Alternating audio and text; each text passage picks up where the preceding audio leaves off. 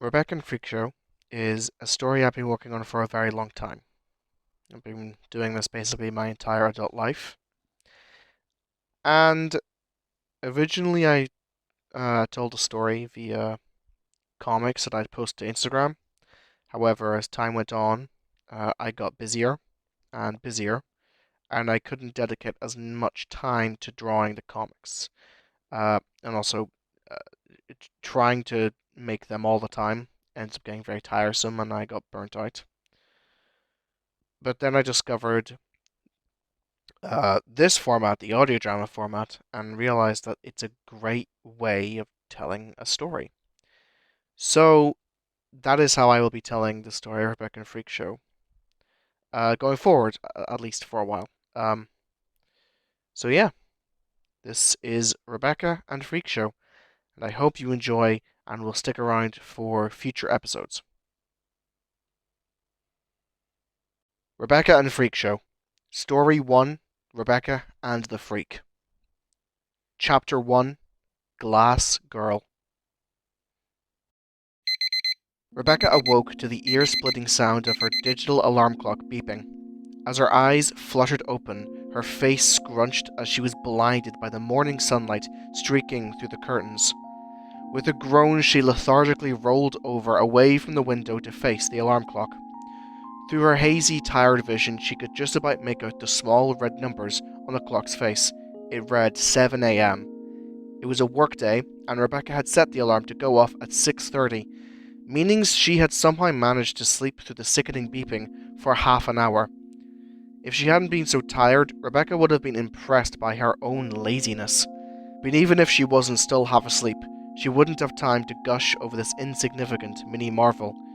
She was running late for work. Rebecca rubbed her eyes in a vain attempt to improve her hazy vision, but to no avail. Her room still looked like a blurry mess of beige, with dots of colour from posters she had hung on the walls. She sat upright in her bed and stretched with a yawn to help wake herself up, raising her plump arms into the air before reaching across to the clock to turn the alarm off. She then reached down into a small chest of drawers by her bedside and opened the top drawer and felt around until finding a small box with rounded edges. She took it out and got out of bed before plodding towards the bathroom across the hall from her bedroom. Once inside the small restroom, she turned on the light and set the small box on the sink. She carefully opened the lid, and inside were two rounded receptacles for her contact lenses, swimming in a fluid to keep them from drying out. Rebecca carefully picked up the first lens with her fingertip and, ever so gently, raised it to her eye, while the other hand pried it open further. There was a slight burning as she placed the lens into her eye. She winced and blinked erratically. However, the pain was only momentary, and once it faded, she opened her eyes and found the vision in her left eye was much clearer now. Satisfied with the placement of the lens, she repeated the process for the second one. Pick it up, open your eye as wide as possible, pop in the contact, blink away the stinging of the fluid in your eye, then open your eyes and see what's in front of you. Rebecca had been standing in front of her bathroom mirror, and now that she had her contacts in, she could finally get a good look at herself. Rebecca was an average and unassuming young woman of 19 years old, with long brown hair that bore a faint red tinge laced in that flowed down to her shoulder blades. Her face was round and dotted with freckles set under wide emerald green eyes. Some would probably consider Rebecca rather beautiful, but not her. She hated the way she looked. Every inch of her body she looked upon with hatred. For Rebecca was, not to put too fine a point on it, fat, and she absolutely despised her appearance because of it. And today, much like every day, after first gazing upon her form, she immediately wanted to recoil with hatred and disgust. Rebecca left the bathroom and walked down the small hallway in her apartment and made her way to the kitchen. She opened an overhead cupboard above the kitchen sink and pulled out a box of cereal. Giving it a gentle shake, she could tell it was almost empty and she would need to buy more soon. She grabbed a bowl and tipped the box over, its contents spilling out. Small, puffed balls of chocolate-flavored wheat filled the bottom of the bowl. She then walked over to the fridge to get the milk for her cereal. However, when she opened the door, she found that she was out of milk, having forgotten to buy it the last time she'd gone shopping, distracted by the temptation of her favourite flavour of ice cream. and so she elected to eat her cereal dry. She took a spoon out of the dishwasher and began eating the dry breakfast. She momentarily set it down so she could fill the kettle with water for a cup of coffee. While it boiled, she ate the rest of the cereal, which had a layer of chocolatey dust on top since it came from the bottom of the box. After polishing off her remarkably unsatisfactory breakfast, she got back to making herself a morning coffee. Opening the cupboard again, she pulled out a small glass container of instant coffee, as well as a mug that bore the hockey mask-clad visage of Jason Voorhees. She loaded the mug with 3 teaspoonfuls of the brown pellets before drowning them in hot water from the kettle. She stirred the dark liquid with the same teaspoon and gave it a few small blows to cool it down before she took the first small sip. As she swallowed the first droplets, she could immediately feel herself waking up more, like the black fluid was recharging a battery within her. After taking a couple of swigs of her coffee, she carried the mug back to her bedroom so she could prepare for the day. She set down the half-finished drink on her bedside and took off the ill-fitting tank top and black lounge shorts she used as pajamas and set them on her bed, before walking back to the bathroom to have a shower. Once washed, Rebecca dried herself off with a towel and walked back to her bedroom with the same towel wrapped around herself. She dried her hair with a hairdryer before brushing it and getting dressed into her work uniform, which comprised of black jeans with a grey polo shirt that had the logo of the place she worked sewn into the material, a local diner called Terry's Fast Food. The logo showed the establishment's mascot, Terry T. Rex, in a cartoony art style, winking with a big, toothy grin. The uniform also had a cap, with the same logo on it, which she put on after tying her hair into a ponytail. Rebecca hated the uniform, as the material they used for the shirt, for whatever reason, accentuated her roundness much to her never-ending chagrin. But at least they had no specific policy on footwear, so she could wear her Doc Marten boots to work. Before she left, she grabbed her keys, phone, and wallet and made her way to the door. However, as she was about to leave, she remembered she had forgotten her name tag, so she begrudgingly stomped back to her bedroom to look for it. After about 5 minutes of searching, she found it in her bedside drawer. Looking in a mirror by the door, she pinned the tag to her shirt. Rebecca Glass, it read in black Comic Sans on a white backdrop. The tag had a red plastic border around it, which held the clear plastic covering in place. Once the tag was in place, Rebecca could finally leave, with 20 minutes to spare before her shift started. She opened the door to her apartment, locking it behind her, and walked down the long hall towards the elevator. She lived near the top of a large apartment complex, so taking the stairs was out of the question, as even the most fit and active person would likely struggle to walk each and every step. She called the elevator and waited for it to arrive. After about a minute, the doors opened and Rebecca stepped inside and pressed the button to take her to the ground floor. The doors closed, and she was on her way down. The back wall of the elevator had a large mirror covering it. Rebecca turned around to look at the face that stared back at her. She looked tired, her skin was slightly pale, and her eyes looked dull and dead. Weeks prior, her girlfriend of 5 years, Miranda Carey, had, out of the blue, decided to break up with her, and Rebecca had been a wreck since. She spent more nights than usual staying up late, eating junk food and watching horror movies, such behaviours adding to her white frame, which in turn added to her self-loathing. She blames herself for what happened, believing that Miranda deserved to be with someone much better. Someone with a more attractive body, who didn't live in a crummy apartment they could barely afford. Someone not working a dead-end job with a boss who doesn't respect them. Someone who... Ground floor. A dull, feminine voice crackled through the speaker in the elevator's control panel, followed by... Doors opening. In the same monotone voice. Rebecca tore her eyes away from her reflection and walked out of the elevator and into the foyer of the apartment building. As she walked out the door, she could hear the elevator voice saying, Doors closing. Rebecca walked outside to her car, a small rounded thing with a deep red colour that some would think looked dingy and slow, but she loved it.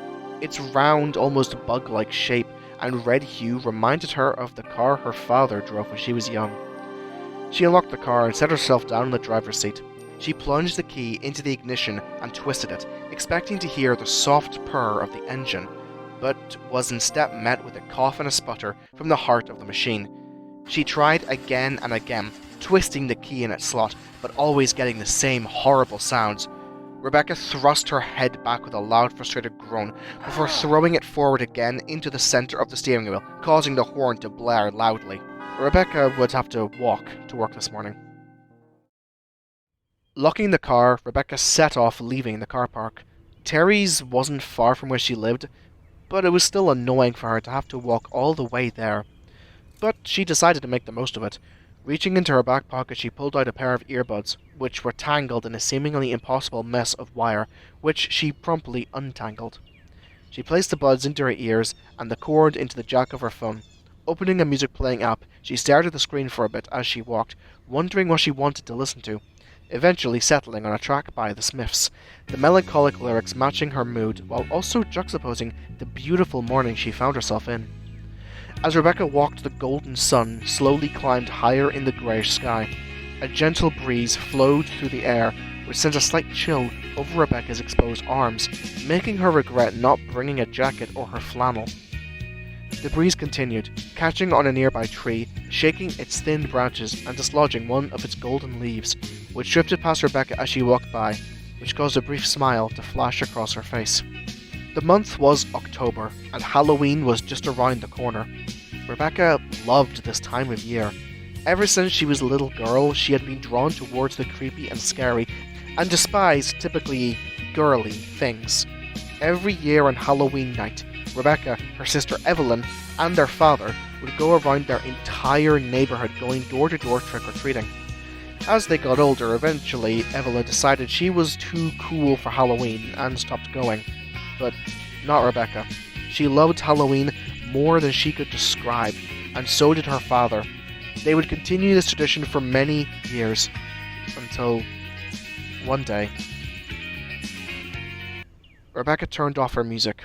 She'd arrived at work. She looked at the time on her phone. It was 8:35. She was late. Shit. She sighed to herself, before pocketing her phone and walking towards the red, faded doors of Terry's Fast Food. Chapter 2. Slice of Life. Rebecca's hard-soled boots splashed through a shallow puddle as she walked towards the grey concrete brick that was Terry's Fast Food. Along the walls of the monotone monolith were panels with faded colours that were once probably bright and vibrant, but were damaged by decades of sun and rain without a new coat of paint. Above the red swinging doors of the establishment was an awning set underneath a large, barely functional electrical sign bearing the full version of the company logo on the uniform that Rebecca wore. Terry winked with the same toothy grin, but this time the rest of his upper body was visible. He wore a black leather jacket with a white t-shirt underneath, giving off 1950s rock and roll vibes. One of his arms was posted in front of his stomach, giving a big thumbs up. All in all, a welcoming sight to see when entering the building. Or at least it would be, if it weren't in such a state of disrepair. The lights on the sign were barely visible during the day, but as it got darker, you could clearly see many of them flickering on and off, often changing to say, "Airy fat fod," which Rebecca found funnier than she was willing to admit, as well as the image of Terry also being faded from the sun and caked in years of bird feces. The sound of the door closing after Rebecca caught the attention of the store's manager, Stephen Matthews, a squat, round man in his early 50s with a shiny balding spot on the top of his head. "Rebecca Glass!" he barked in his heavy Belfast accent, stomping towards her, aggressively pointing in her direction. "You're 5 minutes late for work! Get in that kitchen and start working on today's menu, or you're fired!" Sounding like a drill sergeant in a war movie, except this was much worse. At least the sergeant respects their troops. "Yes, Mr. Matthews, sorry," Rebecca sheepishly said, trying not to make direct eye contact, or look too hard at the large vein in the middle of his forehead that formed the moment he saw her. Rebecca crossed the main dining area to get to the kitchen, which was arranged with booths along the walls and tables and chairs in the center of the room in front of a large stage that housed the restaurant's namesake, its animatronic mascot, Terry T-Rex. The stage's curtains were open and the technician, who Rebecca was convinced had never been paid a penny for his work, was watching the robot go through its stage sequence with no music playing. Despite her love of the creepy and scary, even being fond of a series of horror games about killer animatronic mascots, Rebecca found Terry utterly horrid and an affront to God. Terry's had been open for a very long time. In fact, it had been when her parents had their first date, although back then it was called Terry's Pizza, before they decided to branch out and add more to the menu, warranting a change in name. According to her mother, the animatronic back then looked very different, but was replaced with a newer model in the 90s, and it's apparently never been serviced or cleaned since then. The silicone mask that made up most of the machine's face was yellowed and peeling away from the fiberglass shell of its head. The green paint on its head and hands was cracked and peeling away.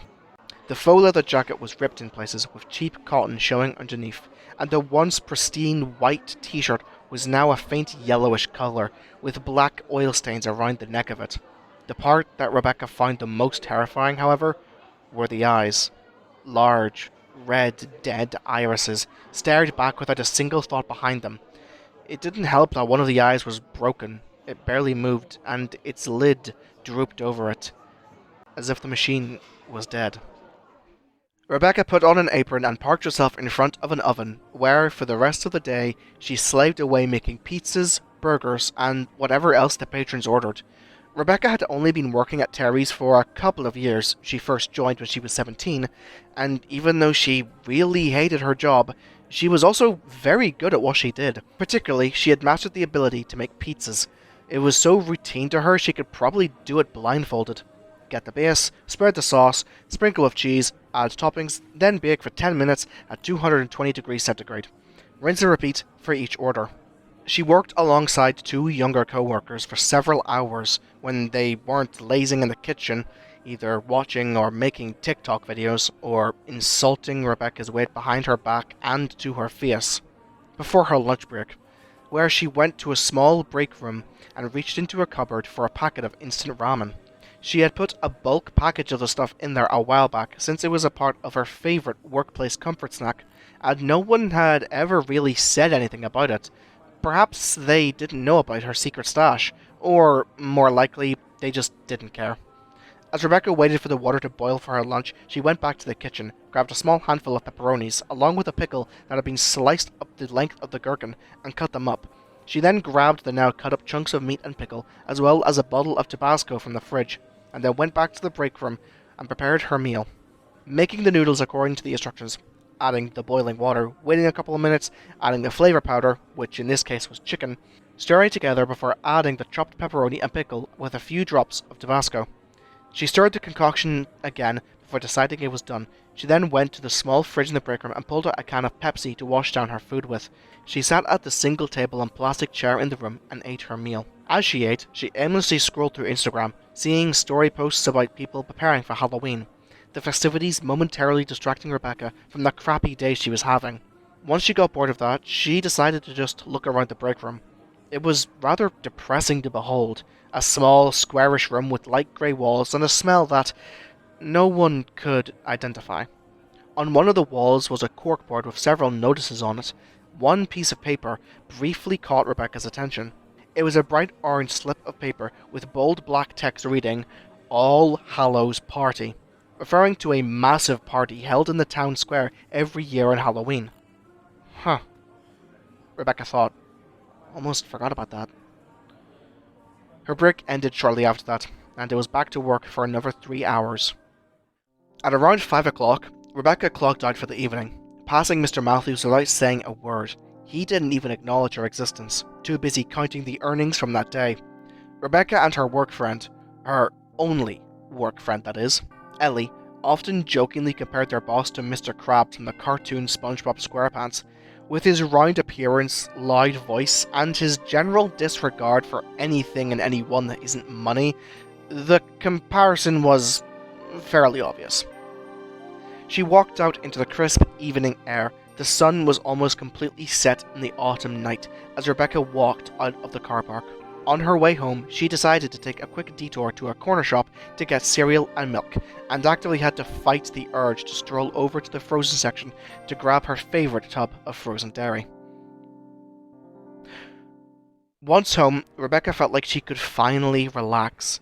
She made a beeline for her bedroom where she took off her uniform, let her hair down, and put her pajamas back on.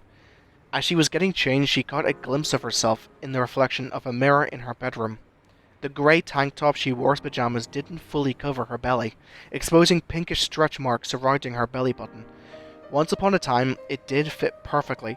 However, her recent depressive slump had changed that.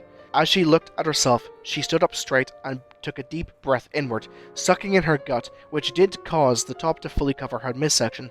However, after a few seconds, she gasped for breath and her stomach surged outwards, causing the top to ride up again. Rebecca let out a defeated sigh before putting on a pair of fuzzy red and green striped socks. It was then that she noticed the half-finished cup of coffee she'd left on her bedside that morning. Not being one to waste anything, Rebecca decided to pick up the cup, and with one swig, she finished the rest of the coffee, which by now was ice cold. A tingle ran through her body after finishing the drink. She padded toward the kitchen with her comfy socks on and opened a drawer full of mostly random junk. She rifled around inside for a bit before pulling out a menu for a local chippy. She didn't have the energy to cook anything, so she decided to give herself an early weekend treat. So what if it was only Monday? She lived alone, so who would judge her anyway? She dialed the number and ordered her usual chicken strips with chips and a can of Pepsi. Although, remembering she'd had one with lunch, she decided to make it a Diet Pepsi. The food would take a bit to arrive, so she decided to watch some TV. Since the apartment she lived in wasn't particularly big, the kitchen and the living room were basically the same room. She walked over from the drawer where she'd found the takeaway menu over to her beat-up sofa and flopped down into it with a sigh, with the sofa emitting a creak in response. Finally getting a moment's peace, she grabbed the remote off the coffee table and turned the TV on. She flicked through channels for a while before settling on BBC Three, which was showing a rerun of an old episode of Doctor Who, one of the ones from when Rebecca was a kid. Watching the Doctor, played here by David Tennant, running with his companion from some alien villain reminded Rebecca of simpler times. Her and her sister running around the house, taking turns being the Doctor and the companion. Sometimes their father would join in, acting as the big scary alien they had to defeat. Thinking back on those good times made Rebecca choke up slightly, wishing she could relive those days before her life became so dull and miserable. As the credits for the episode played, a knock on the door called Rebecca's attention. Realizing it was the delivery person, she scrambled to get up and hurried to her bedroom to get her wallet. As she exited her room, the door knocked again. The delivery person was clearly getting impatient, prompting Rebecca to call out, "Just a minute!" as she neared the door. She swung the door open and apologized for the wait before handing the delivery man the money. He didn't say anything and just handed her the food and left. She kicked herself a little for not having the money ready before he had arrived, but decided not to dwell on it too much. After all, she'd already had a very long day, and the last thing she needed was any more stress. She plated up her food before heading back to the sofa.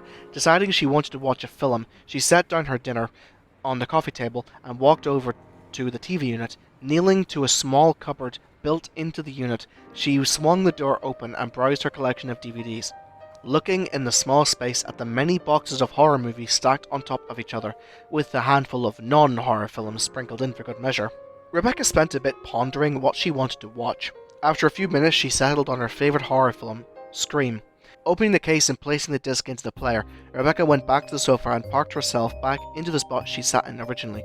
Picking up the TV remote, she pressed play on the DVD menu and settled in for her dinner and a movie. After 20 minutes, Rebecca got up from the sofa to wash her dinner dishes. Since the apartment was so small, she wouldn't miss the movie, as she could just look over her shoulder towards the screen while washing up. It was at that moment she realized she'd never cleared the dishwasher that morning. Being in such a rush, she had simply forgotten. She opened the dishwasher and began putting the dishes away. Since she lived alone, the number of dishes was very low, so she was able to quickly finish up and go back to her movie. She spent the remainder of the night laying on the sofa watching the movie, until her eyes began to flutter, and barely an hour into the film, she fell asleep. Hours later, Rebecca awoke, slightly dazed, looking confusedly around the room, as is common when someone wakes up somewhere other than their bedroom. By now the movie had long since ended, the TV defaulting to the DVD player standby screen, with a logo slowly bouncing around the screen, changing colour each time it touched the edge of the screen. Rebecca sat up and looked at the time on her phone screen. It was almost 1 in the morning. Still feeling incredibly tired, Rebecca sluggishly rose from the sofa and turned the TV off. She then shambled towards her bedroom. She then carefully, but still sluggishly, removed her contacts and placed them back into their case. She then reset her alarm clock, took off her socks, and got into bed. Usually Rebecca would read before she went to sleep, as she was quite the bookworm, something that always surprised people for reasons she didn't really know. But since she had been spending more and more nights up late, she had discontinued this tradition, her copy of Dr. Sleep slowly collecting dust on her bedside. As Rebecca stared up at the ceiling, her vision blurred both from fatigue and the removal of her contact lenses. As her eyes began to flutter and her body rested, a thought came into her mind: the bright orange slip in the break room at work, advertising the All Hallows Party. With the way things were in Rebecca's life at the moment, breaking up the Miranda and her eternally crappy job, she had all but forgotten about the party she so loved to attend on her favourite day of the year. Sure, I'll go, she thought as her mind drifted into unconsciousness. Maybe it'll be fun for me, right?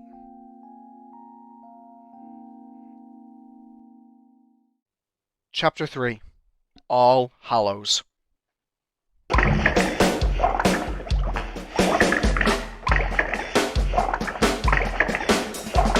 The sound of thumping music breezed through the streets of Melonsburg as the All Hallows Party was in full swing. Drunken teens and adults stumbled through the streets, lazily dancing to the beat of the music. Rebecca was walking down the street towards the centre of town where the main bulk of the partying was taking place, where a live band played and food and drinks were served by vendors in vans and at stands. Rebecca's always been the type to dress up for Halloween. As far back as she could remember, her memories of the day were always filled with images of her dressed in a myriad of frightful costumes. Even today, she still dresses up for the day of spooks. However, this year she simply wore a t-shirt with ripped jeans and her Doc Martens, with a red flannel shirt she's had since she was 14 to keep her warm, along with a Jason Voorhees mask with black face paint around her eyes. She had intended to dress up. She was planning on wearing the same Jason costume she'd worn the year before. However, to her dismay, the costume no longer fit, and so she elected to just wear the mask with normal clothes.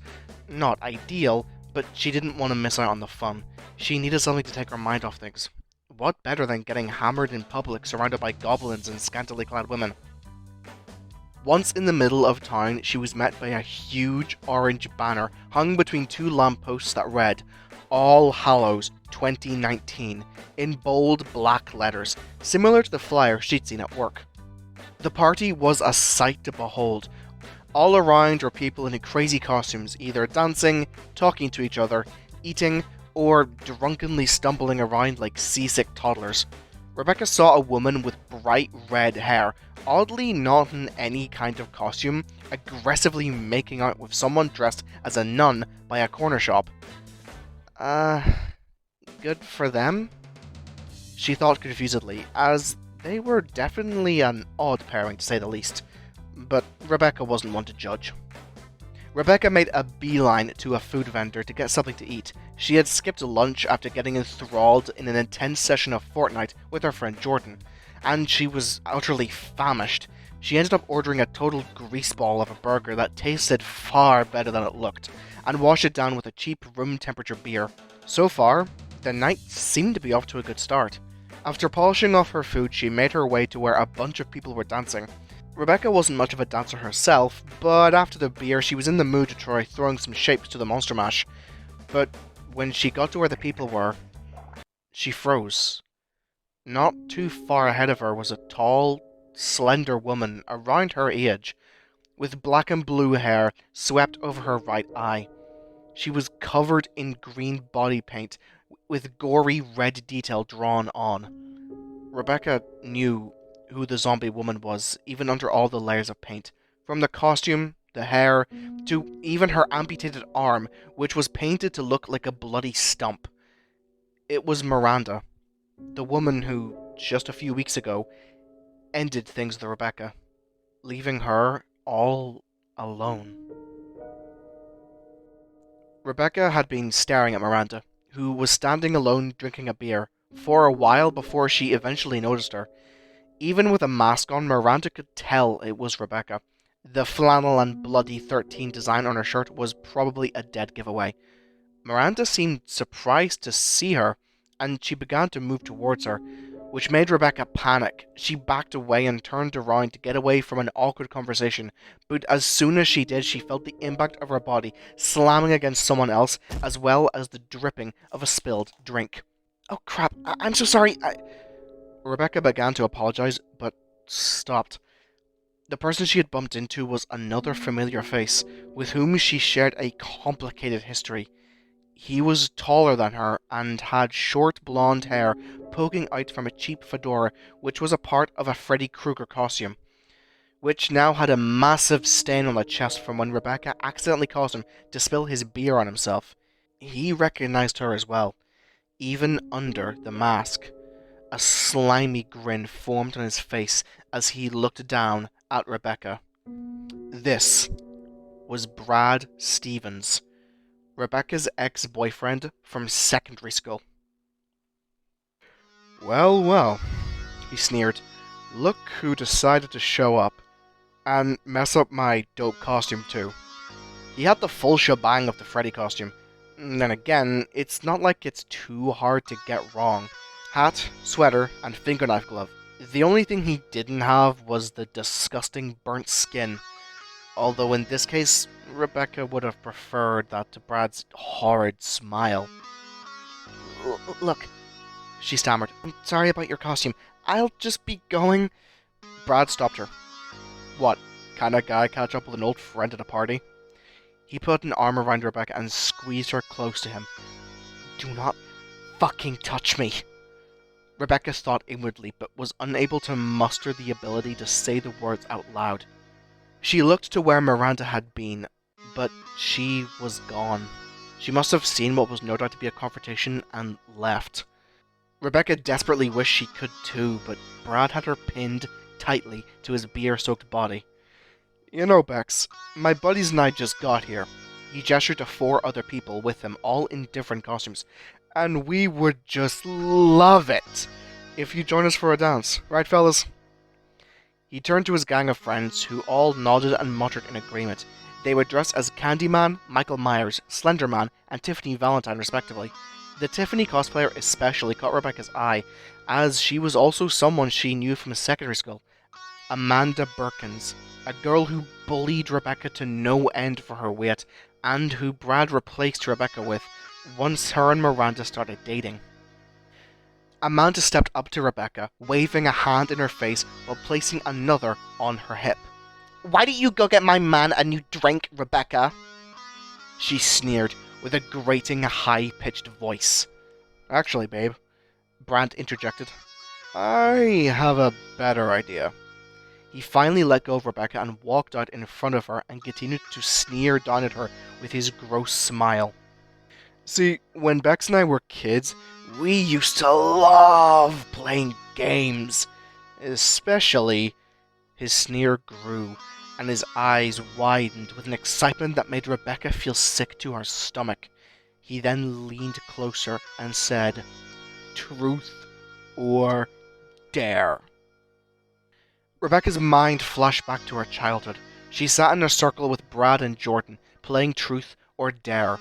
The dares being silly questions like, who's your crush, or is it true Jordan has 2 mums? And the dares being bizarre and equally childish, like making Brad kiss a boy on the cheek, or making Jordan eat leaves. But the look on Brad's face wasn't the one Rebecca once knew. As a child, he was so sweet and innocent, if a little troublesome, but hey, what young boy isn't? But after they split, Rebecca always saw him glaring at her in class or during break. She also caught him laughing at the things Amanda said about her, laughing at what other people said about her, and laughing at what he himself said about her. So, Rebecca knew this wouldn't really be a for old time's sake game. He was planning something cruel. Rebecca tried to collect herself. No thanks, I'm a little too old for games, so I'll just be going. She turned around but was stopped by the Candyman and Michael Myers. Nah, the Slender Man said, lifting his nylon face covering. You're not leaving yet. He reached into his jacket and pulled out a cigarette and a lighter. He lit it and blew the disgusting smoke into Rebecca's face. She coughed and tried to fan it away, but that was when the two behind her grabbed her arms and pinned them to her side. Hey, let me go, you assholes! Rebecca snapped, causing the Candyman to laugh again, while the Michael Myers seemed quiet. Rebecca couldn't tell if he was laughing or not underneath his mask. Aw, come on, Bex. We're just getting started. Brad leaned closer. His breath reeked of beer. Just one little game, and we'll leave you alone. Right, boys? The Slenderman and Candyman both nodded in agreement, while the Michael Myers just looked around at the rest of the group, and Amanda glared at Rebecca with her arms crossed. Okay, fine, Rebecca said defeatedly. One game. You said truth or dare, right? Brad nodded, his smile beginning to irritate Rebecca. I choose... dare. Once the words left Rebecca's mouth, she could faintly hear some of the guys snickering like children, and Amanda's scowl had turned into a smirk, and Rebecca realized she may have made the wrong choice.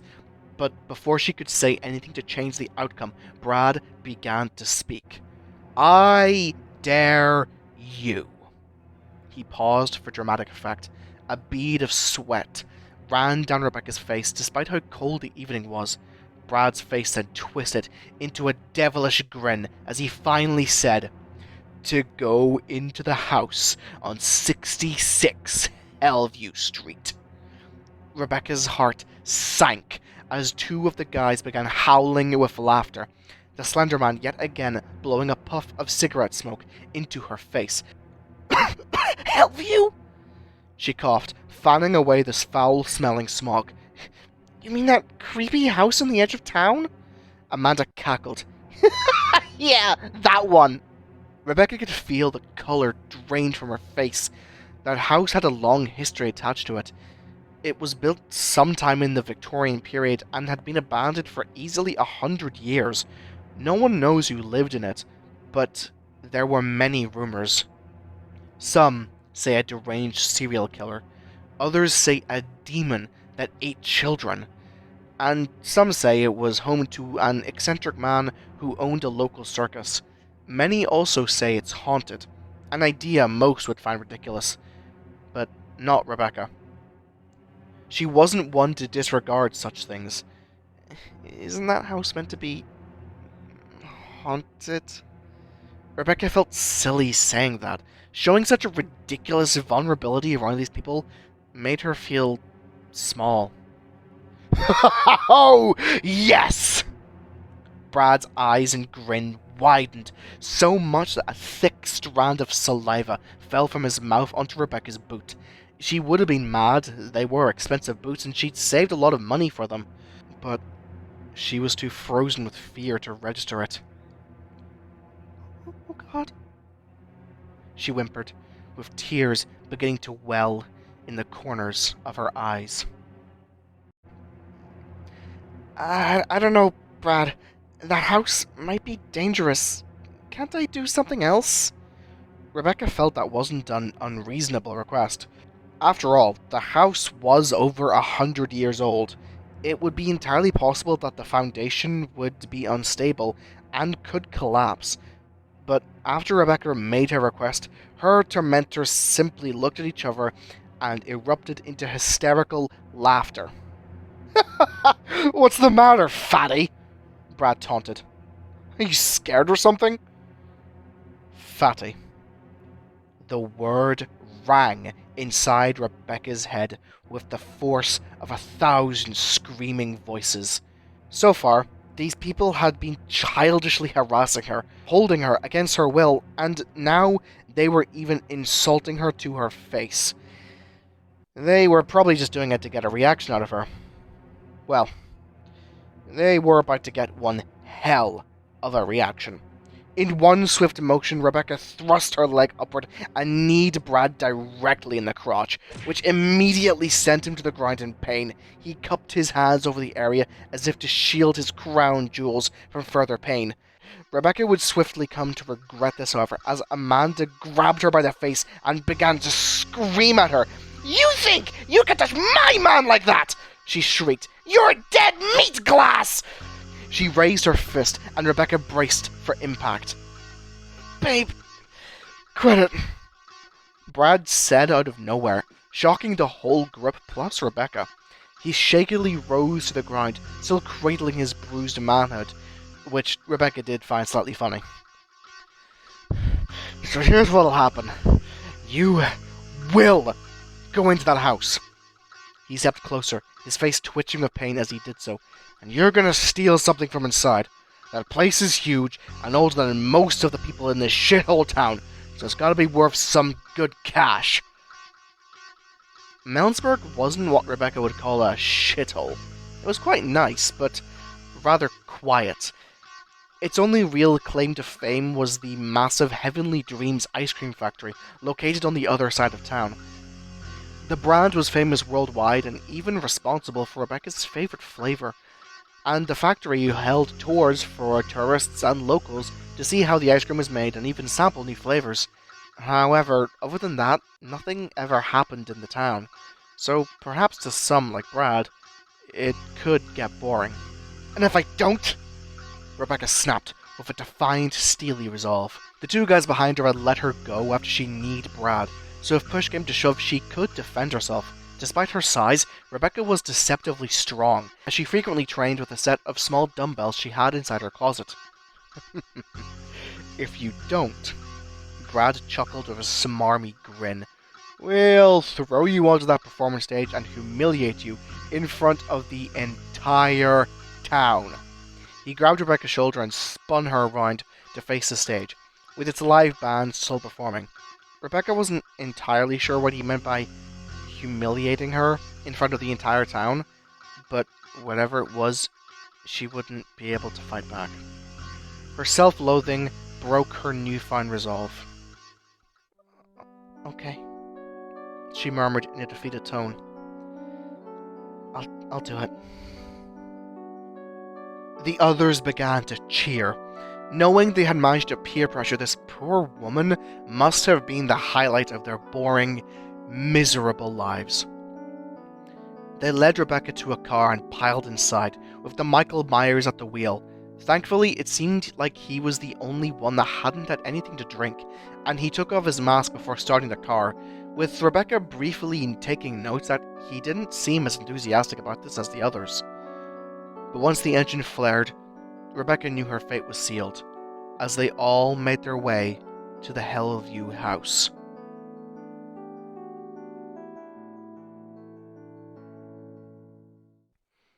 Chapter 4: Hellview House. Rebecca stood in the open doorway of the house, fear welling up inside of her. 66 Hellview, she said quietly to herself. Her entire life, Rebecca had heard stories about this house, how it was supposedly haunted by a demon who preyed on the people of Melonsburg years ago. Her sister said she once went inside the house and saw a figure standing in a doorway on the second floor. However, Rebecca never knew if this was true or if Evelyn was just pulling her leg. The ancient wooden structure loomed over her like something out of a monster movie. Why am I even doing this? It's a stupid dare. Rebecca lamented to no one as she thought back to 5 minutes earlier. Brad and his friends stood before her, insulting and laughing at her for being too afraid to take part in their dare, threatening to humiliate her in front of everyone, the idea of which didn't even bear thinking of. She looked through the open door of the house, the darkness within almost calling to her. "Oh my God, hurry up already!" One of the guys yelled from inside the car, causing the others to laugh as Rebecca stood, frozen in fear. "Could one of you guys come inside with me?" Rebecca said sheepishly, which only caused Brad and his gang to once again erupt with howling laughter. Rebecca would have to go in alone. She swallowed the lump in her throat and pulled out her phone, turning on its flashlight. She took a deep breath and stepped inside the house.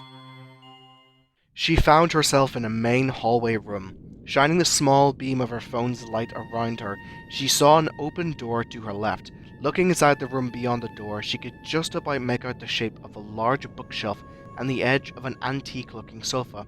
In front of her was a long staircase leading upstairs, with an ornate but withered banister snaking alongside it. Next to the staircase was a long hall leading to what looked to be a kitchen. With the light from her phone, Rebecca could just about make out a back door with a small window, the broken stained glass glistening in the beam of the light. Rebecca turned to her right and saw a small standing cabinet with an old record player on it, an absolute behemoth of a device with a huge brass cone attached to amplify the sound. Damn. Rebecca ran her finger over the top of the amplifier, removing a thick layer of dust with it. Brad was right. There is some cool stuff in here. She cringed slightly after saying that. She couldn't believe she was agreeing with him. She thought back to what he had said, wanting her to steal something from inside the house, although she didn't think she'd be able to lug the massive music player off the table, or if she even had the guts to take anything at all. Rebecca continued to survey her current surroundings.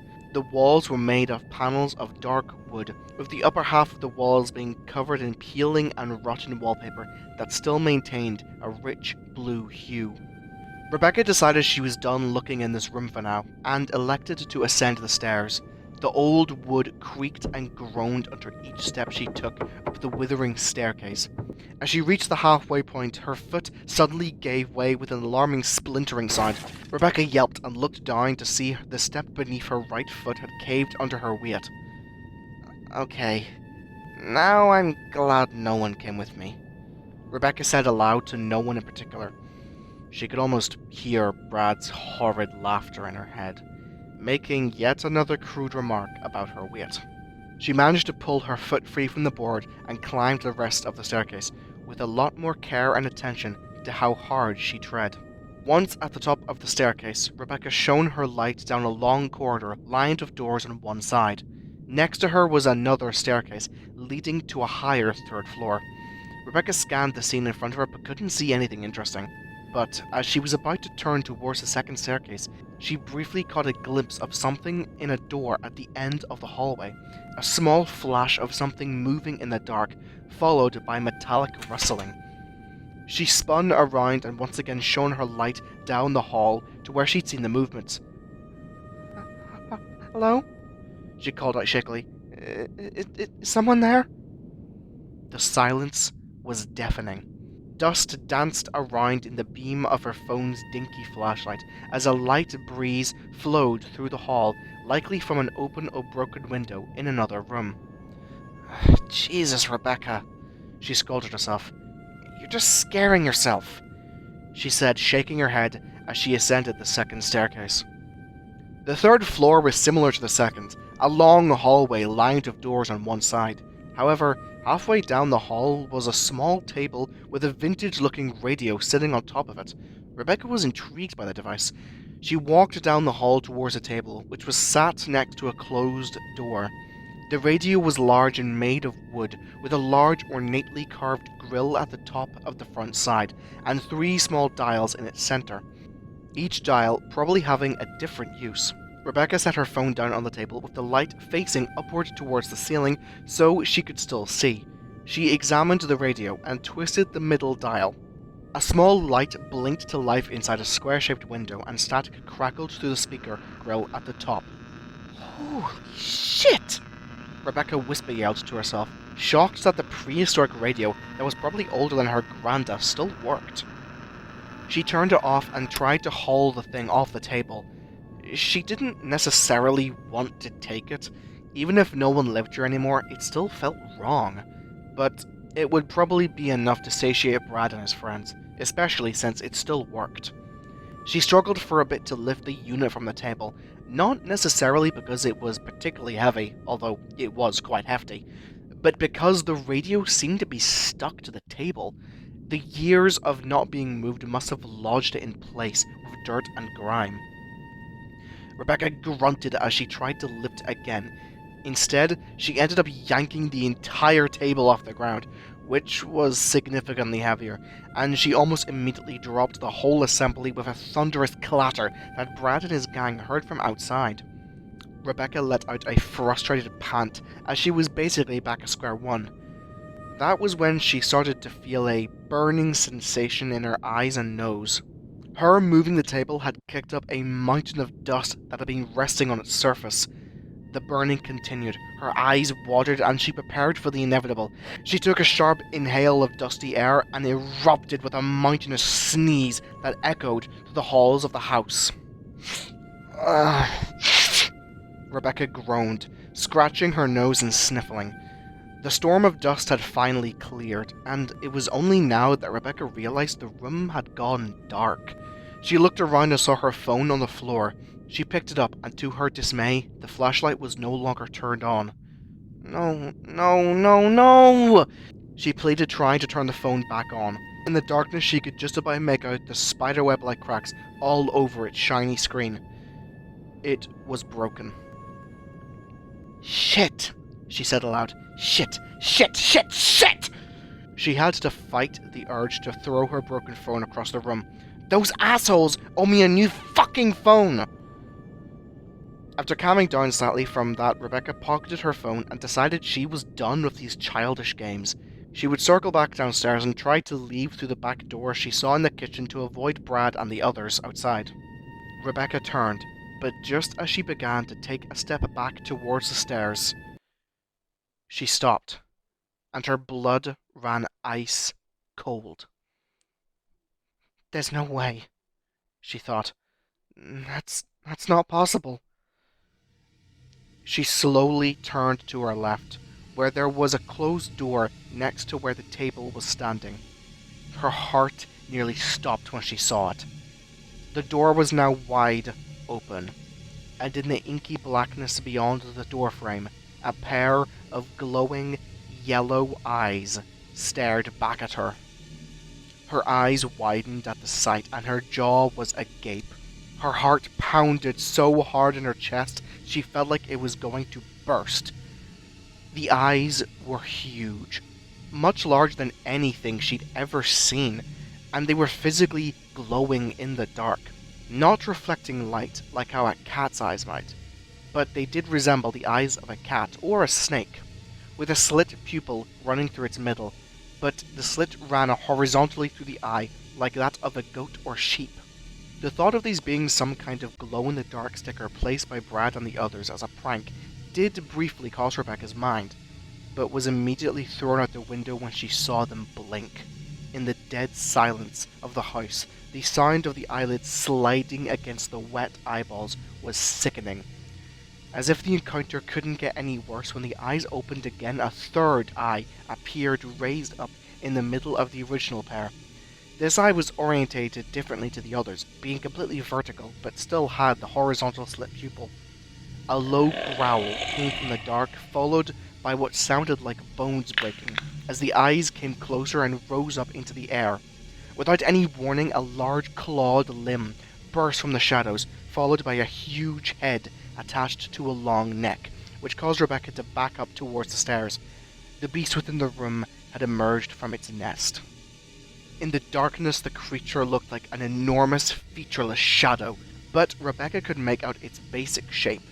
The head resembled something from Jurassic Park.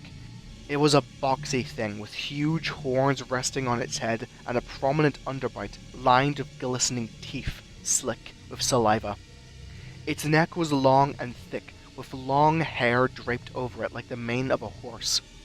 The thing emitted another low bellow that made the floor vibrate, Rebecca seeing muscles move under the skin of its neck. Rebecca was pale. The color drained from her skin. What the hell is that thing? She thought. Is it going to kill me? Tears streamed down her face as she feared for her life from this behemoth. She didn't know what it was, but she knew it could probably kill her without a second thought. Suddenly, the beast opened its maw and roared in Rebecca's face. The roar hit her with a foul stench of decay from deep within the creature's throat. Rebecca wanted to vomit from the smell alone, but without realizing, she'd taken another step back towards the staircase, this one causing her to fall backwards down the stairs. She yelped as her body was suddenly flung downwards and she hit her head on the side of the wall next to the stairs. Once at the bottom, her vision grew blurry. Blood oozed from a huge gash on her forehead and pooled into her left eye, causing her to only see red through it. She felt herself slipping into unconsciousness. The room was spinning and she felt lightheaded. The last thing she saw before closing her eyes was the faint shape of something coming down the stairs towards her. Then, her world fell into darkness.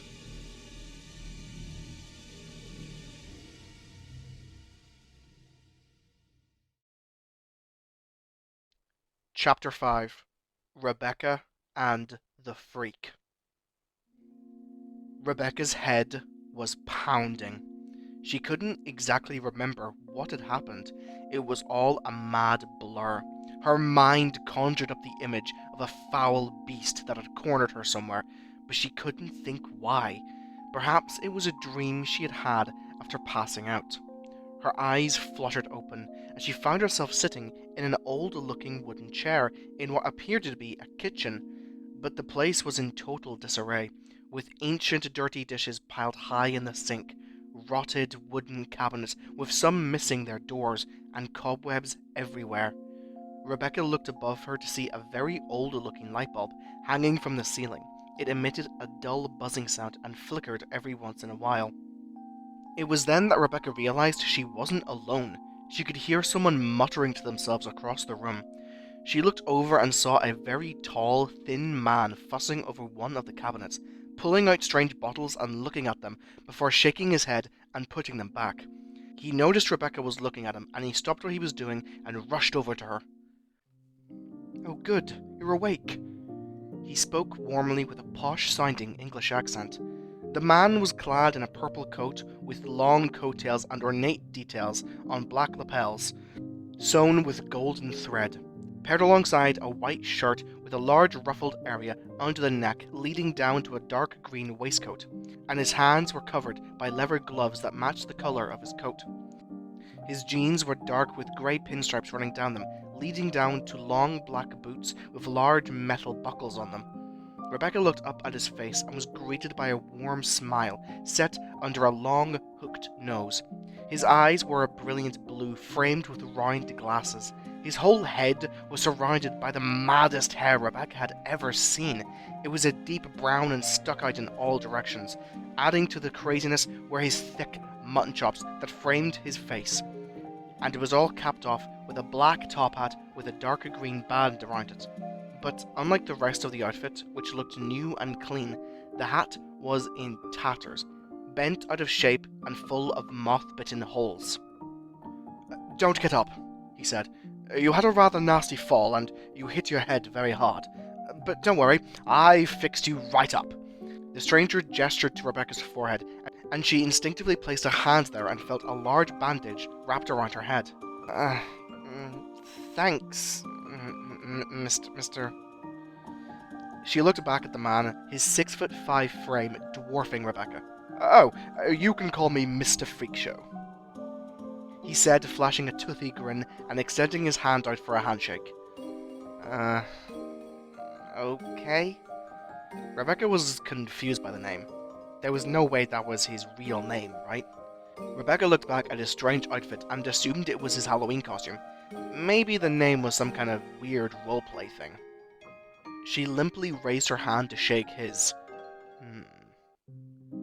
His brow furrowed. "You must still be disoriented from the fall. One moment." He went over to the other end of the room and came back with a shot glass full of a dark brown liquid. "Drink this and you'll feel right as rain." The man beamed. Wait. What exactly is it?" Rebecca sounded unsure. "Oh, it's just a spiced cola drink. A homemade medicinal remedy." The man handed Rebecca the shot glass, and, still a little unsure, she drank the liquid within in a single motion. To her surprise, he was actually telling the truth. It was cola with a faint spice to it. However, it was also flat and not particularly sweet, and had a strangely dusty aftertaste. But, oddly enough, Rebecca did feel better after drinking it. She could feel the fog within her head beginning to clear slightly. Hey, that actually did kinda help. Thanks, Mr. Freakshow. She went to stand and Mr. Freakshow gripped her hand and brought her to her feet like she weighed nothing at all. Oh, no need to thank me. I'm just happy I could help. Although I do have to wonder. His expression changed. What exactly are you doing here? This house, it's not exactly... Almost as if on cue, the light above their heads flickered on and off, momentarily plunging them into darkness. Safe, he finished. It was only then that Rebecca realized where they were. She peered behind the man's towering frame and saw a back door with a broken purple and green stained glass window. She was still inside the Hellview house. Oh, she began. I actually don't remember much. I think I was here to take something from upstairs? Freakshow's eye twitched, and the light above them flickered again, and his whole demeanor seemed to change. Not that Rebecca noticed, as she was already walking past him to the back door. What? Freakshow asked, his tone much less inviting, but Rebecca still wasn't paying attention. Yeah. I think some guys wanted me to steal something from here. I don't know, it was dumb. She placed her hand on the doorknob and twisted it, opening the door leading outside to an overgrown garden. Well, it was nice meeting you. I guess I'll see you at... Before she could finish, the door suddenly slammed shut. Rebecca turned to her left to see Mr. Figshow's gloved hand next to her head. She spun around to face him. Hey, what the heck? The words escaped her, as she couldn't comprehend what she was seeing. Mr. Freakshow hadn't moved from the middle of the kitchen where Rebecca had originally found herself. His arm had stretched unnaturally across the room, and the man's friendly demeanor had completely fallen away. His face was twisted into a hellish scowl. His teeth were sharp. He had horns growing from his forehead, and his eyes were glowing yellow with horizontal slit pupils. They were just like the eyes of the creature Rebecca had thought about before she awoke. And that was when it all came flooding back to her. The reason she entered the house, why she tried to steal the radio, but worst of all, she remembered the monster atop the stairs. The very real creature that caused her to fall. Mr. Freakshow was the monster, and he owned the Hellview house. Rebecca stood dumbfounded in a cold sweat, while Freakshow stood at the other end of the room, seething with white-hot rage at the woman who tried to steal from him. He retracted his arm back towards his body. The sound of bones and flesh rearranging rang through the room like a horrid symphony. As soon as his arm was back to its normal length, Freakshow raised his hands in front of him, and Rebecca watched in abject horror as his fingers began to elongate and fuse together, while at the same time his skin began to turn a greyish hue. The gloves on his hands began to merge into his skin, taking on the same colour. All at once, the grotesque sound of bones shattering and reforming filled the air as Freakshow's limbs and torso grew longer, giving him an immense stature with a wide barrel-shaped chest. He took on a quad stance as his neck stretched out and his face grew into a boxy snout, with the lower jaw growing out further into an underbite, with the teeth growing even longer and sharper. Rebecca wanted to scream, cry, run, and everything in between, as she was overtaken by an overwhelming fear like nothing she'd ever felt in her life. While simultaneously her grasp of reality began to completely unravel. Monsters were real. One lived in her town, right under her nose. Did other people know? Was this some kind of grand conspiracy she wasn't clued in on? She felt as if nothing made sense anymore, while at the same time, This seemed like the first real thing she'd seen in a very long time. The monster finished its horrible transformation and stood before Rebecca in its full form. From the tip of its spiked forelimb that resembled the leg of a crab to the base of its horns, it towered over her, so much so that it had to hunch its neck to be able to stand comfortably in the room. The body was long and slender, with leathery, greyish-beige skin. She could see the ribs of the beast bulging under the skin, as well as its shoulder blades and spine, which formed a curved hump over the shoulders. A set of withered-looking arms protruded from its chest, seemingly making up for its lack of proper arms. The back legs looked like that of a horse, powerful and dense with muscle. The creature could likely run incredibly fast and for a very long time. Contrasting the monster's mostly reptilian, maybe even draconic appearance, were the hooves the beast had for feet. It bore a long, muscular tail that was so long it draped across the floor. As the beast looked down at Rebecca, she saw the spear-headed tip of the tail flick up and down like that of an impatient cat. The large head of what was once a kindly stranger that helped Rebecca in her moment of need now scowled down at her with its menacing 3 eyes. A strand of foul-smelling drool dripped from its mouth and onto Rebecca's face.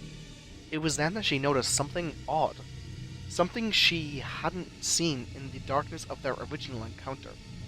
Atop the beast's head, there was a small, tattered top hat. The same one Freakshow wore as a human.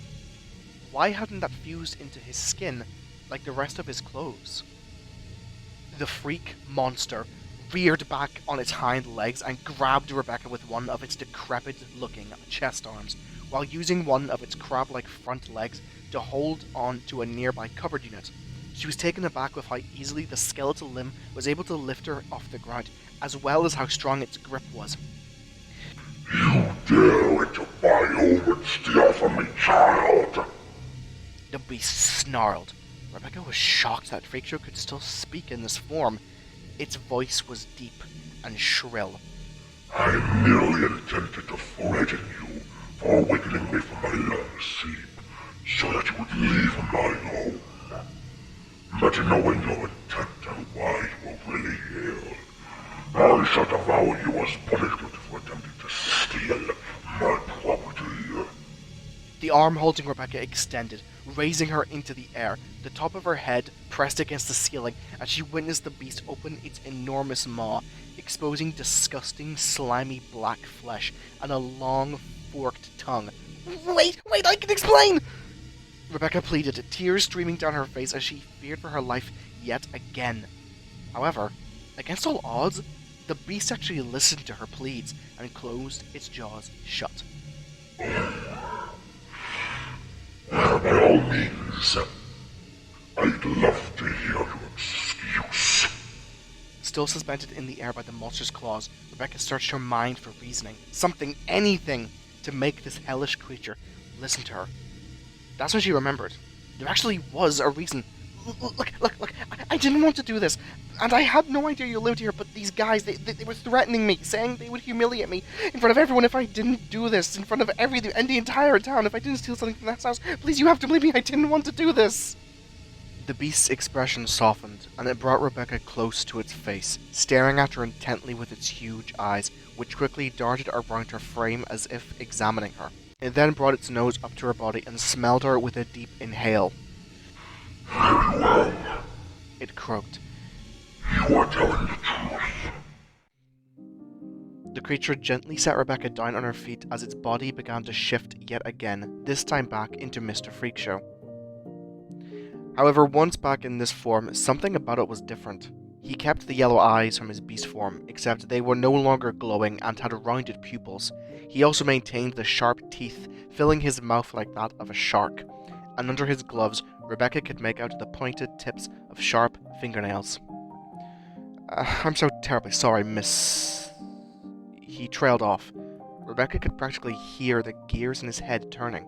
Oh, I'm sorry. I got so caught up in everything, I forgot to ask your name. How awfully rude of me. His voice had returned to that of a well-mannered English accent. No, you're fine, Rebecca said reassuringly. My name's Rebecca. Rebecca Glass. She flashed a weak smile, still shaken up from almost being eaten alive. I see. As I was saying, Freakshow continued, standing straight with his hands behind his back. I'm terribly sorry, Rebecca, for trying to kill you. I didn't want this, truthfully. I just get so angry when people come and try to take my property. I had no idea you were being forced to do it. Freakshow's face was back to being friendly. Even with the yellow eyes and fangs, his eyebrows were turned up in a sympathetic expression. Well, it was super scary, but I get it. I'd be mad if someone came into my home and took my stuff too. Despite what just happened, Rebecca felt bad for Freakshow. After all, she had intruded in his home, rudely woken him up, and tried to steal from him. The man smiled down at her, and she nervously smiled back. Even though she had forgiven him, she still felt uneasy about him. What exactly was he? Well, he said before Rebecca could even ask, you said there were some ruffians giving you some bother? Walking down the hallway of the decrepit house, Freakshow took a sharp right turn into one of the rooms Rebecca had seen when she entered. Now inside she could see it was some kind of lounge room. Seeing the bookshelf and large sofa she'd got a glimpse of earlier now in full view. The sofa looked like it had once been a deep wine red colour, but was now faded with a greyish tinge from decades of dust falling on its surface. The bookshelf wasn't in much better condition. The wood was so rotted some of the shelves had collapsed and books were strewn across the floor. On the other end of the room were 3 large windows stretching toward the ceiling. In the day, it would have probably made the room bright and lively. However, during the night, very little light was allowed in, aside from the faint glow of street lamps outside the house. The pair peered outside through a dirty window, making sure to hide themselves from view, at the car Rebecca had been driven in by Brad and his friends. Brad and Amanda were leaning against the side of the car, whilst the others mingled around it. Rebecca and Freakshow stayed silent for several seconds as they watched the people who forced Rebecca into the predicament she was currently in. That's odd. The man of mystery broke the silence with a whisper. I've never seen a car like that, or that colour. And what on earth is that one holding in his hand? He pointed to one of Brad's friends who was dressed as Candyman. He was sitting on the sidewalk next to Brad, looking at his phone, occasionally looking up to listen to whatever the others were saying. It's a phone. You don't know what a phone is? Rebecca said, puzzled at the question the strange man had asked. Phone? He pondered. Don't be preposterous. Telephones are much bigger, and do not glow like that. Methinks you've lost your marbles, dear, he said skeptically. It was then that something occurred to Rebecca. Something she hadn't considered before, but it seemed to make sense. Freakshow, you said you were sleeping before I came, right? Freakshow nodded. How long exactly? Freakshow scratched his chin, thinking. I don't know, he retorted. How long ago was the war? Rebecca's brow furrowed in confusion. The war? She asked. Which one? In the dim light from outside, Rebecca could see the colour from Freakshow's already pale skin drain further. Which one? He stammered, with worry. What do you mean, which one? There only was! Before Freakshow could finish, the realization of what was happening hit Rebecca like a train. Hang on. You only remember one war? Freakshow, it's 2019. The man's eyes widened. You were sleeping. You were sleeping for over 100 years! The room fell silent for a while. Even the chatter from outside seemed to grow distant as Rebecca and Freakshow stared at each other, dumbfounded. Freakshow finally said, I've been sleeping for that long? His eyes were as wide as dinner plates. His lips quivered ever so slightly in complete shock. Before Rebecca could say anything, the man shot up and quickly walked out of the room, murmuring to himself. Freakshow, wait! Rebecca called, getting up and chasing after him. Freakshow had made his way back to the kitchen.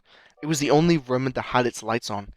He was facing away from Rebecca, but she could see him examining his appearance in a handheld mirror, although she didn't know where he had got it from. She didn't recall seeing a mirror in that room before. 100 years, Freakshow said in a defeated tone. I'm... Oh, that makes me nearly 600 years old!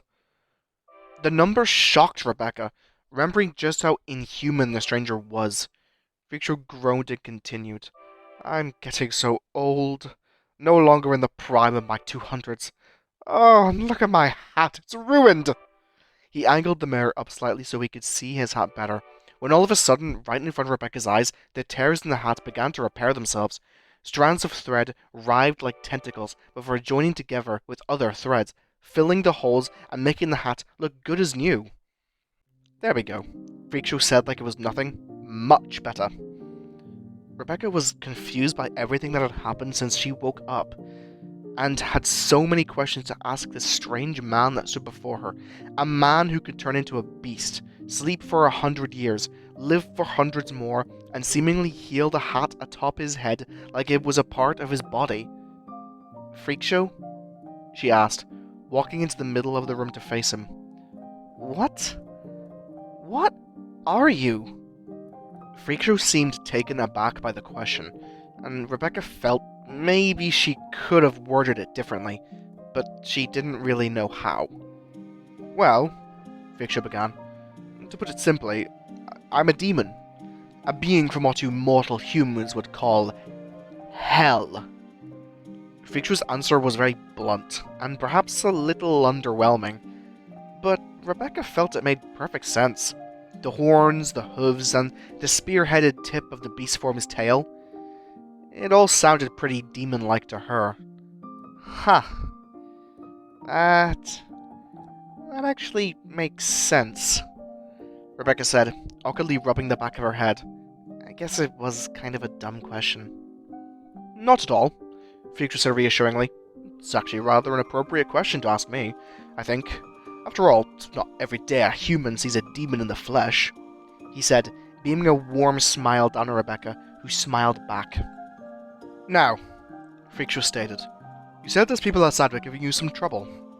Would you mind telling me what they were doing? Rebecca became flustered. She looked down at her feet, seeming ashamed. Next to the towering Freakshow, she almost looked like a child who'd been caught doing something she shouldn't. It's embarrassing, she stammered, refusing to look the man in the eyes. There is no judgment to be had here, child. I assure you, whatever it is, I promise I shan't judge you. Rebecca glanced up and half smiled. Okay, she said with a sigh. They said if I didn't go into the house and steal something, She hesitated. They'd humiliate me in front of the entire town. The room fell silent for a moment, before Freakshow spoke again. Right, he said with a hint of confusion. You told me that bit already. But how exactly would they do that? Rebecca finally looked up again and rubbed the back of her head while glancing to the side. I don't know, and I don't want to know. She turned away from Freakshow and covered her midsection of her arms, clutching her fingers around the red and black checkered fabric of her flannel. They probably... She started, trailing off slightly before continuing. Throw me in front of everyone, beckoning them to stare at me like some pig in a cage. Freakshow's brow furrowed in confusion, and he stepped forward slightly. Pig? Seems oddly specific. It was then that Rebecca turned back to face Freakshow. His expression quickly shifted from questioning to one of concern, as he saw tears streaming down her cheeks. Because, she blubbered, because look at me! She spread her arms out to her sides as if to expose her round body to him to see, as if he hadn't already realized her size. I'm disgusting, she wept. Disgusting and ugly. Her face began to shift into a red hue as more tears burned in her eyes. And I deserve the shit they give me. She turned her head and hunched over slightly. It's my fault my girlfriend left me, she said quietly. She deserved to be with someone more beautiful. As Rebecca stood, hot tears running down her face, streaking the black eye makeup she'd be wearing, Freakshow did something completely unexpected. Something she didn't see through her tears, but she did hear. "Rebecca?" The sound pierced the room like a knife, causing Rebecca to stop crying out of pure shock. The voice she heard was her own. But she hadn't said anything, so how did she hear her own voice talking to her? She looked back to where Freakshow was, but recoiled in shock when she did, as she found Freakshow was no longer standing there, but instead, she stared back. There was another Rebecca looking at her, but it was different. Its hair was a darker shade of brown, and lacked her reddish tinge. Its eyes were a striking yellow instead of Rebecca's emerald green, and its shirt was purple instead of black, and her flannel bore differing shades of green as opposed to Rebecca's reds. "What the fuck?" the real Rebecca said aloud, gazing upon her doppelganger, who stared back with its golden eyes. "You may not like yourself," the other Rebecca said, who the real Rebecca was beginning to realize was Freakshow taking on her form, just now noticing the black top hat atop the copy's head. "But you are the first human I've seen in over 100 years. The copy reached out and gently placed a hand on Rebecca's cheek, wiping away one of her tears. The copy's skin felt warmer than a regular human's, even against Rebecca's burning, flustered skin. "And I think," it smiled warmly, "I think you look perfectly fine."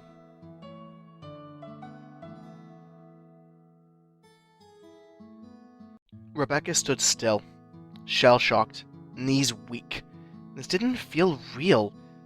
Nothing had felt real that night, but this took the cake. And yet, the words that came from the copy were oddly comforting for Rebecca. Even if the vision of a near-perfect copy of herself staring back at her with unnatural yellow eyes was slightly unsettling. Rebecca sniffled, collecting herself slightly. She tilted her body and head from side to side, eyeing up her clone. She never thought she'd see her body from this outside perspective, only ever through mirrors or other reflective surfaces. She admitted, her body did look different from this new perspective. Even somewhat pretty. "Well," she finally said after getting a good look at the copy, "I still don't really like the way I look, but..." She smiled, wiping the rest of the tears from her eyes. "Thank you. I really, really needed to hear that." "I'm glad to hear that, child," Freakshow said in a strangely motherly tone. "Now!" he said, still in Rebecca's form, but in his regular posh tone. He quickly shifted back into his own form, the threads on his clothes morphing back into his brilliant jacket and his body going back to its slender, tall build. "Why don't we give those chaps outside a taste of their own medicine?" he said as his mouth contorted into an inhumanly wide, sharp-toothed grin. Chapter 6. Rebecca and Freakshow. Darren sat on the sidewalk. The white mask he was using for his Slenderman costume was resting on the top of his head as he lit and took a drag from yet another cigarette. "Oh, what the hell is taking her so long?" Brad whined, throwing his head back in frustration. "How long does it take to steal some old junk from a house?" The Grumpy sat outside the Hellview house for nearly an hour, waiting for Rebecca to re-emerge, and they were beginning to get restless. "Maybe she fell through the floor," Darren joked before taking another puff from his cigarette, which he almost immediately choked on, much to the amusement of Jack, one of the other friends who was dressed as Candyman, as well as Brad and Amanda. The final member of the group, who was dressed as Michael Myers, purely because his name actually was Michael, was resting on the hood of the car, seemingly deep in thought. "Yo," Brad called out to him, after noticing him not joining in on the jokes. "You're quiet. What's up, man?" Normally this question would sound friendly or comforting, but not from Brad. Michael knew Brad didn't care about anyone other than himself. He knew the question was less of a, "Are you okay?" and more like, "What are you doing?" Michael had in fact been thinking very carefully. Since he was the designated driver for the night, he was the only one not under the influence of alcohol, so his mind was crystal clear. "I've just been thinking," he began. "Whoa! Careful, you might hurt yourself," Darren interrupted, which was followed by a wave of snickers from the others. "Hilarious, Darren," Michael sneered before continuing. "I've been thinking, why are we doing this? What is actually the point of tormenting this woman?" He stood up so he was no longer leaning on the car. His Halloween mask was off and his long hair was lightly buffeted by a breeze. Brad snorted at this, as if what Michael had said was completely stupid, when in reality, it was actually pretty level-headed. "Poor woman," Brad retorted, stepping forward, stumbling slightly in a drunken stupor. After what she did? After what she did to me?" His words were slurred slightly as he'd had a couple more beers since arriving at the house. "What she did to you?" Michael replied. "You mean rightfully breaking up with you because you didn't give a shit about her and only cared about getting to second base?" Despite his drunk state, Brad was taken aback by what Michael had said, because, although he didn't want to admit it, it was true. When they were teenagers, Rebecca had suffered a great tragedy in her personal life. And Brad, rather than doing what a boyfriend probably should have done and comforted her, he instead tried to stick his tongue down her throat. Rebecca had gotten rightfully mad at him and stormed off. She confided in Miranda, who at the time had only been attending their school for a year and had barely spoken a word to anyone aside from her guidance counselor, but her and Rebecca were already very close. And that was the day they started dating. She dumped Brad later, telling him he was a terrible boyfriend and an even worse person. "Hey, don't talk to my man like that!" Amanda buttoned, aggressively poking Michael in the shoulder with her index finger. "Why not?" Michael snapped back. "He knows I'm right, and you know he's only with you because you hate Rebecca too. You just don't want to admit it." Amanda's makeup-smeared face scrunched in anger, and she was about to raise a fist to box Michael around the head, when suddenly a sound caught everyone's attention. "Hey, assholes!" Everyone turned their heads towards the Hellview house to find Rebecca standing in the open door of the house. Jack, who was sitting on the roof of the car, much to Michael's chagrin, called out, "Did you find us anything good?" Rebecca was stood in the doorway, peeking from behind the heavy wooden door with a devious smirk plastered across her chubby face. "Yeah, I did, but you're gonna need to come in here to get it," Rebecca said before disappearing back into the darkness, giggling like a madwoman. "Hey, what the—" Brad shouted, confused. "Don't just stand there, you morons!" he demanded, looking around at his gang. "Get her!" All at once, Brad and his friends began to run towards the house, crossing the overgrown front garden before they made it to the large front steps of the house and funneled in through the door. The inside of the old house was nearly pitch black. The group could barely see 3 feet in front of them. Luckily, Michael, ever cautious, had brought a small flashlight with him in case of an emergency. He pulled it out of his pocket and switched it on, illuminating the ruined main hall of the house. "Up here, dickheads!" Rebecca's voice called from above. The gang looked up to see Rebecca standing at the top of the long staircase in front of them.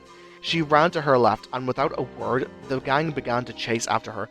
Michael was naturally very reluctant, but knew he had no choice since he was the one carrying the flashlight. They all began to ascend the staircase, but as they climbed, they found themselves slowing down. Confused, Brad looked down and saw that the stairs were covered in some kind of sticky substance that was slowing them down. "What the hell?" Amanda protested. Her boots sunk into the liquid. Brad dipped his finger into the substance and smelled it. It had a sweet fragrance that was incredibly familiar. He then stuck the end of his finger into his mouth and tasted the mystery substance. Wait, is this honey?" Brad ejected with confusion in his voice. Why would there be honey on the stairs? Unless... "Oh, that bitch!" Amanda suddenly called. "She's duped us!" she cried, having seemingly caught on to what was going on. "Not yet, she hasn't," Brad replied before heaving his feet free from the honey and climbing the rest of the stairs, followed by the others. Their feet clung to the floor as they reached the top, still caked in honey, making it difficult to walk around properly. By this stage, Brad was beginning to get frustrated with the situation. His shoes were messed up, he was in a dusty old house, his shirt was still wet and reeked of beer, and Michael wouldn't hold the torch straight. "Give me that!" he demanded as he snatched the light out of Michael's hands before he could protest. Brad held it next to his head, shining the light down the long corridor in front of them.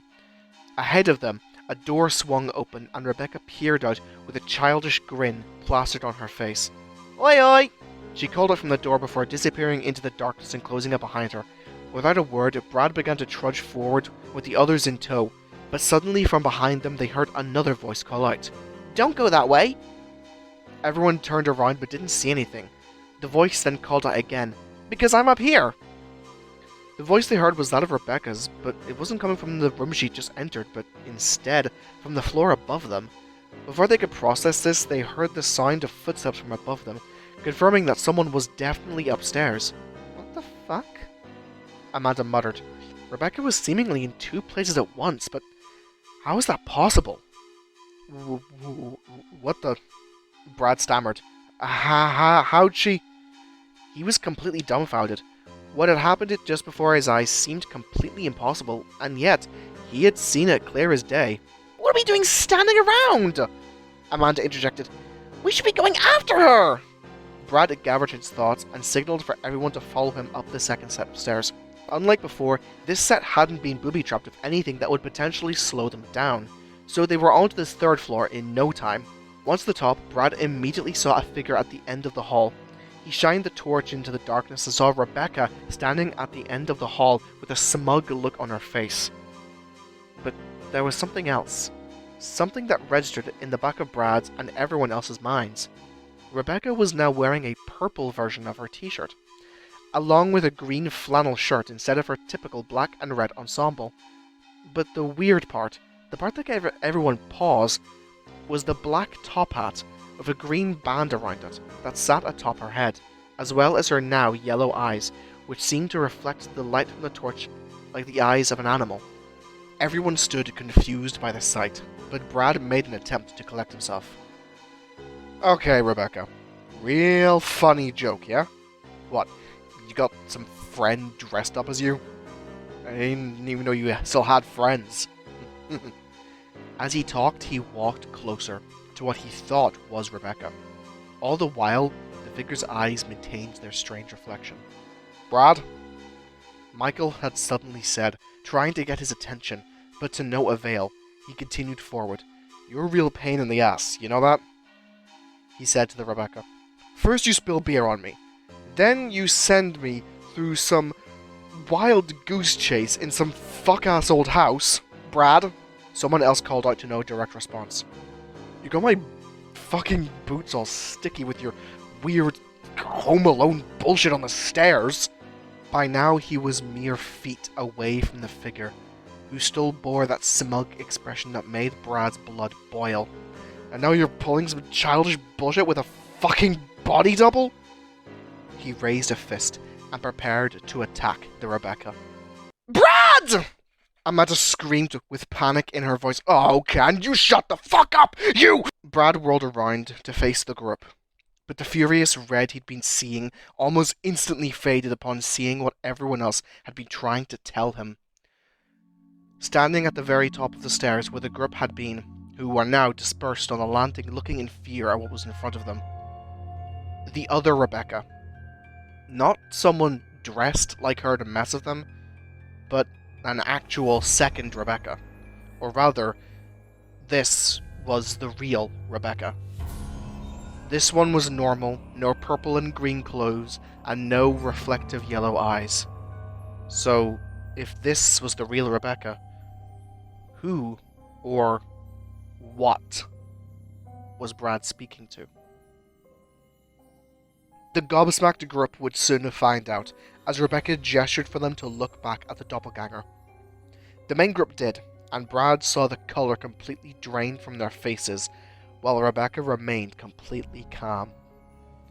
He reluctantly and slowly turned back around, only to see his own face staring back at him with a wide-mouthed grin full of razor-sharp teeth. Brad let out a surprised yelp upon seeing his twisted visage. The thing had his face, but that was the only part that resembled him. The rest of its body was basically featureless, except for its bones which were visibly bulging under its thin skin.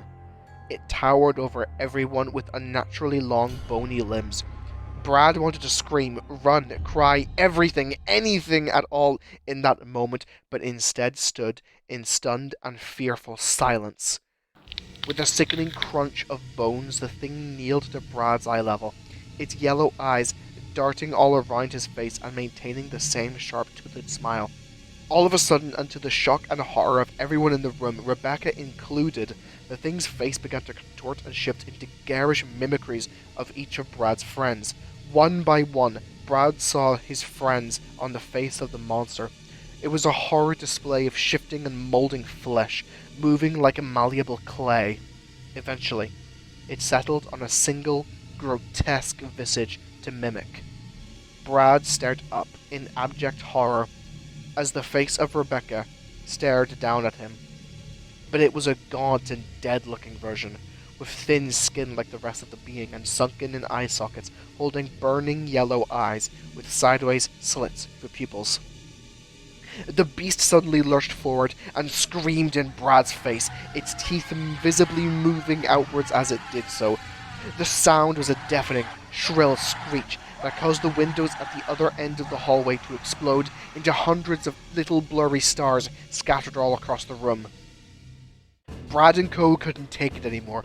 They all began to make their way back down the stairs, practically stumbling over each other to escape, as the screeching turned into a disgusting, bellowing laugh behind them. They struggled getting down the booby-trapped honey stairs, but eventually got back to the front door, but all their hearts simultaneously thudded into the pits of their stomachs as they tried to open the door, only for it to not move an inch. Fuck! Brad swore.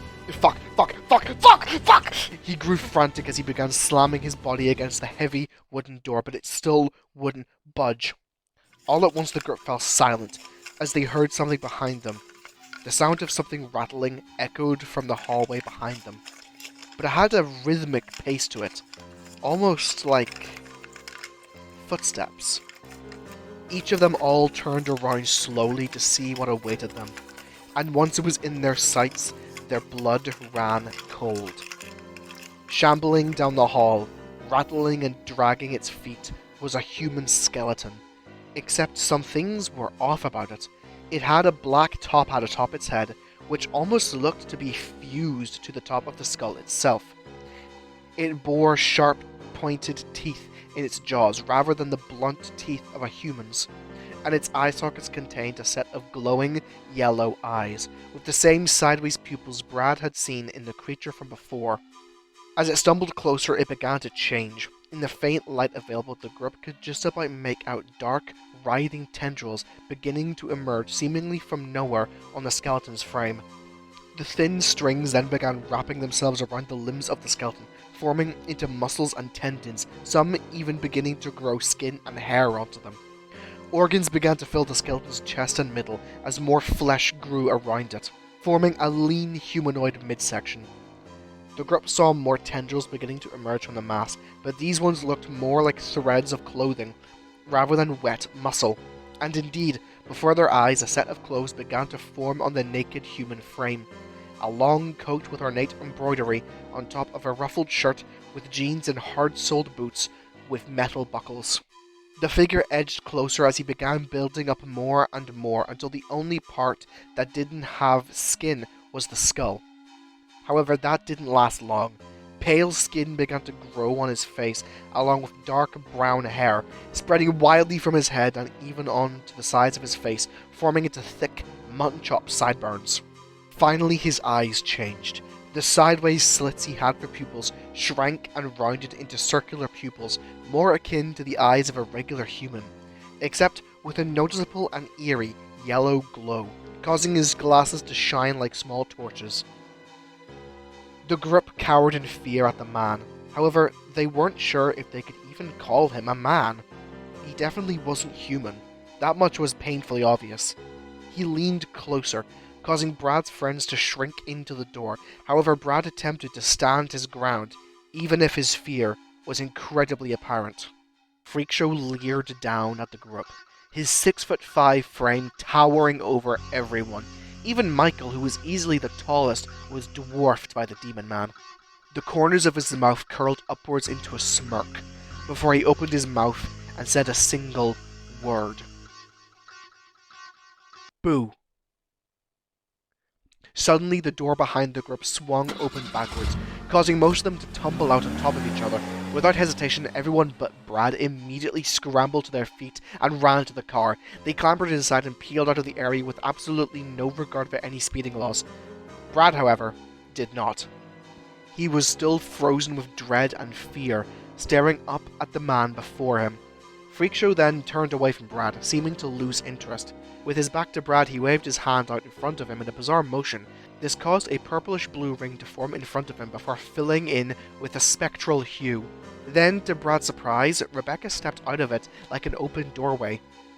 The pair faced Brad, whose bottom lip was quivering in a pathetic, fearful display. However, he quickly swallowed the fear within his throat, as his face shifted into that of an angered scowl. You think you're so fucking clever, huh? Brad said, his voice shaking with rage. I don't know what the fuck just happened, or what that thing is. He motioned to Freakshow as he said this. But I do know this isn't over. You've seriously pissed me off, and I swear to God, I won't let this slide. You're dead meat, Rebecca! Rebecca and Freakshow glanced at each other, before both bursting out into hysterical laughter at Brad's pathetic attempt to sound tough, which only served to further anger him. You know what? Screw you, Rebecca, you fat fucking bitch. Fuck you and your weird... Before he could finish, Rebecca suddenly and without warning punched Brad hard in the side of his mouth. So much so, the impact caused him to spit blood and one of his teeth flew out of his mouth. As he fell to the ground, Rebecca panted with the sudden burst of speed. Fuck you. She panted between breaths. Freakshow stood in stunned silence for a while before placing a hand on Rebecca's shoulder. That was an excellent right hook, Rebecca. Rebecca smiled weakly as she rubbed her knuckle, which was slightly sore from the impact of hitting Brad's jaw. Thanks, she said. She wasn't exactly expecting him to respond so positively to her basically assaulting Brad out of the blue. But then again, she hadn't exactly expected anything that happened that night. The pair left the Hellview house, stepping over Brad, who was on the floor cradling his face, which now had a massive deep purple bruise on the cheek. He wanted to call out after them, scream more obscenities, but he simply didn't have the energy. He simply lay on the ground and accepted his defeat. So, Freakshow said as him and Rebecca walked up the road. What now? Tonight has been quite fun. I'd hate for it to end so soon. He smiled at Rebecca again, and his voice sounded elated. Rebecca supposed this may have been the first time Freakshow had spent time with anyone in many, many years, or maybe even in his whole life. I don't know. All the stress and fun from tonight's made me hungry. You want to go back to my place and get some food? Rebecca asked, craning her head up to look at her tall new friend. Yes, I'd rather like that. Sleeping for 100 years does make one awfully peckish. Freakshow smiled a wide, sharp-toothed grin, which made Rebecca laugh. Okay, cool. Freakshow cocked their head and looked puzzled for a moment. Cool? I am unfamiliar with this word. Rebecca hadn't considered Freakshow not knowing any urban slang, but it actually made a lot of sense. So she'd have some explaining to catch him up to speed. Oh, well, it means something good, or like, really good, you know? Freakshow walked with her in silence for a bit, mulling over what she'd said. Cool.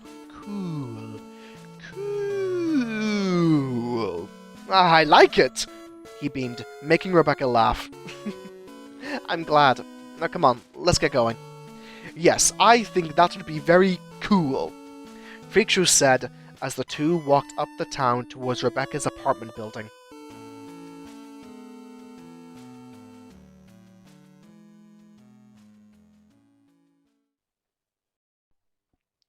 Rebecca and Freakshow walked, unknowing that from an alley between two houses, something was watching them.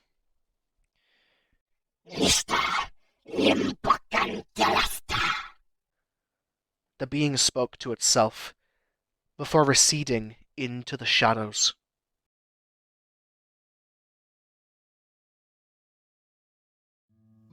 Alright, that's Rebecca and Freakshow. Rebecca and the Freak. Fuck, that's Rebecca and the Freak. I'm gonna try and keep this short because this is my third time trying to do this, and I've realized that I don't want to have a long ass fucking intro or outro. This video has been a nightmare. I'm gonna be right up and just say it. This video's been a fucking nightmare, and I'm so sick of this shit. But I love what I do, so I'm gonna keep doing this. But I might take a bit of a break before I continue more of this series. But I want to give a little bit of backstory, a little bit of a lore to Rebecca and Freakshow. So behind me, you can kind of see it behind my chair. I can't move the chair anymore because it knocks in my keyboard, but back there, that's the very first Rebecca and Freakshow comic. It was 3 pages, and it was about Rebecca teaching Freakshow how to use a knife and fork. Yeah. I uploaded that to my Instagram February 2020. I was 17 years old at the time. I'm now 22, and I'm still doing this bullshit. So, the reason I'm doing Rebecca and Freakshow as an audio drama now, rather than comics, which is what I used to do, is because comics burnt me out. And I just couldn't find the motivation to keep doing them. But then I find the Instagram and YouTube user TS Pro Art, an absolutely lovely fella who makes an original series called Journeys Ahead, and it's absolutely fantastic. I love it. I could sing the praises of it for hours. I honestly could. It is amazing, and it's what inspired me to make Rebecca and Freakshow as an audio drama, because I realized that it was such a good way of telling a story. I'd say it's about as difficult as making a comic. I'd say it's about as much work, especially with the way I'm doing things, where each chapter has 1 or 2 pieces of artwork to go alongside it. Yeah, it's a lot, but I feel like it's a more concise way of telling a story, especially compared to the original version of Rebecca and the Freak, which was told through 10-page long chapters on Instagram, and they were terrible. The artwork was terrible, the writing was terrible, the characters were terrible, I'm terrible. Everything was terrible back then because I was a teenager and didn't know what the fuck I was doing. And I still... saying I know what I'm doing now was debatable, so, you know. But I do just want to give a massive thank you and shout out to TS Pro. He's a good friend of mine. We became friends because of our shared interest in making projects. And I was telling him about Rebecca and the Freak, and he showed a lot of support for it. I sent him a very early draft of chapter 1 months ago, and he had nothing but positive things to say about it, and that was the boost I needed to really keep doing this.